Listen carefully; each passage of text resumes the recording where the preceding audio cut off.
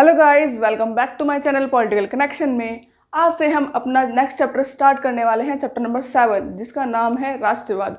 बहुत ही interesting chapter है, तो चलिए शुरू करते हैं। आज हम अपने चैप्टर में जानेंगे कि राष्ट्रवाद क्या होता है, ये राष्ट्रवाद है क्या। तो पहले अपनी हम डेफिनेशन देख लेते हैं कि बुक में क्या बोला गया है, उसको देख लेते हैं। यदि जनता की राय ली जाए तो राष्ट्रवाद से आशय राष्ट्रीय ध्वज, देशभक्ति व देश के लिए बलिदान जैसी बातें ही सुनने को मिलेंगी। दिल्ली में राजपथ पर देखे जाने वाले गणतंत्र दिवस परेड राष्ट्रवाद का बेजोड़ प्रतीक है। डेफिनेशन समझ में नहीं आई होगी, तो चलिए मैं समझाती हूँ। मैं हूँ ना यहाँ पे। अब यहाँ पे राष्ट्रवाद का मतलब है कि राष्ट्र के प्रति मर मिटने की चाह रखना, राष्ट्र के प्रति बलिदान देने की चाह रखना। अब बलिदान देने का मतलब, मर मिटने का मतलब ये नहीं है कि आप बॉर्डर पर जाइए, सेना में भर्ती हुए या मिलिट्री में अपना भर्ती करे, तो इसका मतलब ये नहीं है।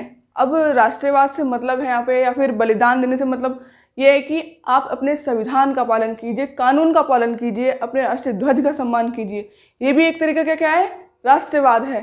कि अगर आप ट्रैफिक लाइट पे जैसे रुकते हैं तो ट्रैफिक लाइट को फॉलो कीजिए। तो ये फॉलो करना क्या है, ये राष्ट्रवाद है कि आप अपने कानूनों का पालन कर रहे हैं, आप अपने राष्ट्र के प्रति प्रेम भावुकता दिखा रहे हैं कि हाँ, जो हमारे राष्ट्र के प्रति जो कानून बने हैं हम उसको फॉलो कर रहे हैं। तो ये क्या है, हमारा राष्ट्रवाद है। अब इसी के आगे हम देखें कि अंग्रेजों ने हमें हमारे आज़ादी से पहले, मतलब 1947 से पहले हमें अपना गुलाम बना रखा था, अपना दास बना रखा था, अपना नौकर बना रखा था। लेकिन जब हमें भी समझ आई, हमने भी सोचा कि ये तो हमारा राष्ट्र है, हम यहाँ क्यों गुलामी करें, हम क्यों इनके नौकर बन के रहें अंग्रेजों के। तो हमने भी क्या करा, अपने राष्ट्र के लिए, अपने देश के लिए संघर्ष किया, युद्ध किया, लड़ाई करी। तो ये क्या है, ये एक तरीके का राष्ट्रवाद है कि आप अपने देश के लिए मर मिट सकते हैं, बलिदान दे सकते हैं कि हम किसी भी तरह से अपने देश को आज़ाद करवाएंगे इन अंग्रेजों से। तो ये क्या है, ये एक तरीके का राष्ट्रवाद है। ठीक है। अब इसी में ही हम देखें कि आगे की जैसे यूरोप है, यूरोप में पहले छोटी छोटी रियासतें थी, अलग अलग थी।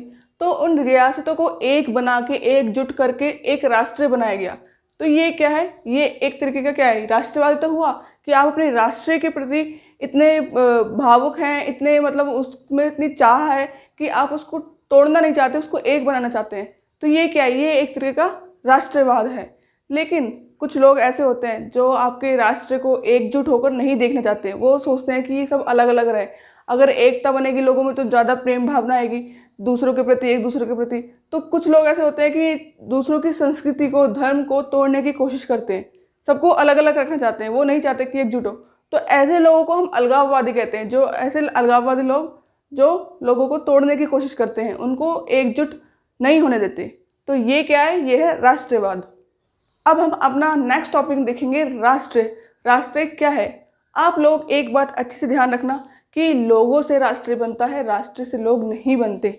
अब जिस राष्ट्र में लोग रहते हैं उनको एक दूसरे के प्रति विश्वास होगा, इच्छाएं होंगी, उम्मीदें होंगी, जिसकी वजह से क्या है, वो एक दूसरे से बंधे रहेंगे, एक डोर में बंधे रहेंगे, कि जिसकी वजह से वो अपनी एक पहचान कायम कर पाएंगे। अब जब एक राष्ट्र का निर्माण होगा तो वो लोगों से ही होगा, कोई और तो रहेगा नहीं ना, तो लोग ही रहेंगे राष्ट्र में। तो अब जब वो लोग रहेंगे तो एक ही जाति के, धर्म के तो होंगे नहीं, अलग अलग जाति के, अलग अलग धर्म के, अलग अलग कुल के, अलग अलग भाषा बोलने वाले होंगे।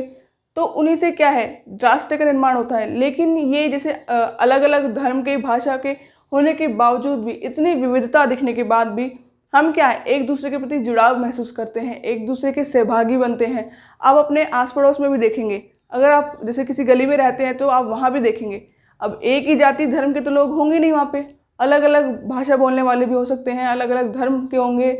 तो फिर भी उसके बाद क्या, आप एक साथ रहते हैं, एक जुड़ाव महसूस होता है। किसकी वजह से, कि भाषा की वजह से हो सकता है कि मान लीजिए जैसे एक गली में हिंदू धर्म के भी हैं, मुस्लिम भी हैं, पंजाबी भी है और अदर भी है।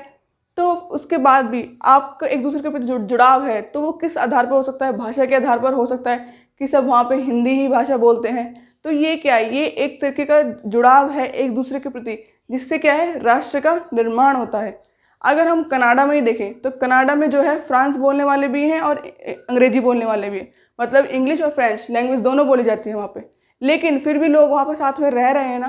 तो वहाँ पे क्या है कि वहाँ पे लोगों को इंग्लिश भी आती है, फ्रेंच भी आती है, तो वो दोनों भाषा जानते हैं। तो जिसकी वजह से क्या है, वो एक दूसरे के प्रति जुड़ाव महसूस करते हैं, एक दूसरे के प्रति जुड़ते हैं।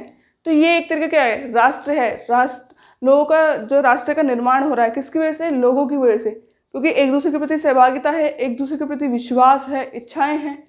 तो ये सब एक दूसरे को बांध के रखती है, एक डोर में पिरो के रखती है, कि जिससे राष्ट्र का निर्माण होता है। आई थिंक आपको आज का टॉपिक अच्छे से क्लियर हो गया होगा। तब तक के लिए देखते रहिए पॉलिटिकल कनेक्शन।